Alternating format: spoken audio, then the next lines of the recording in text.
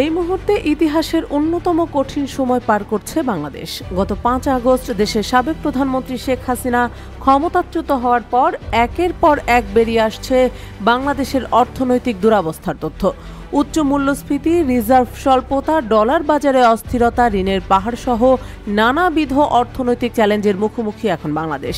এর মধ্যে জানা গেল বাংলাদেশের কাছে ৮০০ মিলিয়ন তথা ৮০ কোটি ডলার পায় ভারতীয় শিল্পগোষ্ঠী আদানি। গোষ্ঠীটির বিদ্যুৎ উৎপাদন কোম্পানি আদানি পাওয়ার এই অর্থ পায়। মূলত ঝাড়খণ্ডের গোড্ডায় অবস্থিত আদানির কয়লা বিদ্যুৎ কেন্দ্র থেকে বাংলাদেশে যে বিদ্যুৎ পাঠানো হয় সেই প্রকল্পের অংশ হিসেবে এই অর্থ পায় আদানি গোষ্ঠী। বাংলাদেশে কয়েক সপ্তাহের ছাত্র আন্দোলন ঘিরে সৃষ্ট সহিংসতায় শতাধিক মানুষ নিহত এবং পূর্ববর্তী সরকার ক্ষমতা হারানোর পরপরই এই বকেয়া বিলের বিষয়টি সামনে এলো। মার্কিন সম্প্রচার মাধ্যম ব্লুমবার্গকে দেওয়া এক সাক্ষাৎকারে বাংলাদেশ ব্যাংকের নবনিযুক্ত গভর্নর আহসান এইচ মনসুর আদানি পাওয়ারের বকেয়া এই অর্থের তথ্য উল্লেখ করে বলেছেন, আমরা যদি তাদের এই অর্থ পরিশোধ না করি তারা বিদ্যুৎ সরবরাহ বন্ধ করে দেবে। এই বিষয়ে জানতে চাইলে আদানি গ্রুপের মুখপাত্র কোনো মন্তব্য করতে রাজি হননি।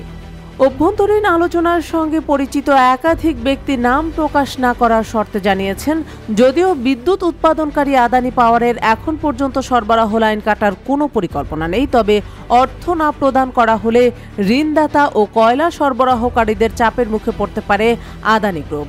তারা জানিয়েছেন, এই সমস্যা সমাধানে আদানি পাওয়ার বাংলাদেশ সরকারের সঙ্গে আলোচনা করছে।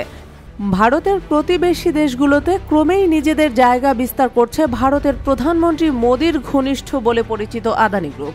বাংলাদেশ ছাড়াও শ্রীলঙ্কা, নেপাল ও ভুটানে গোষ্ঠীটি নিজেদের ব্যবসা সম্প্রসারণ করতে চায়, কিন্তু অর্থ প্রদানের ক্ষেত্রে বিলম্বের ঘটনা গোষ্ঠীটির জন্য অর্থনৈতিক ভূ-রাজনৈতিক ঝুঁকি বাড়িয়ে তুলবে বলে আশঙ্কা করছেন বিশ্লেষকরা।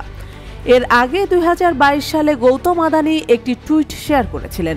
সেই টুইটে গোড্ডা পাওয়ার প্ল্যান্টের যাত্রা শুরুর কথা উল্লেখ করে বাংলাদেশের তৎকালীন প্রধানমন্ত্রী শেখ হাসিনার ভিশন সম্পর্কেও আলোকপাত করা হয়। পরে ২০২৩ সালের এপ্রিল মাসে গোড্ডা পাওয়ার প্ল্যান্ট বিদ্যুৎ উৎপাদন কাজ শুরু হয়।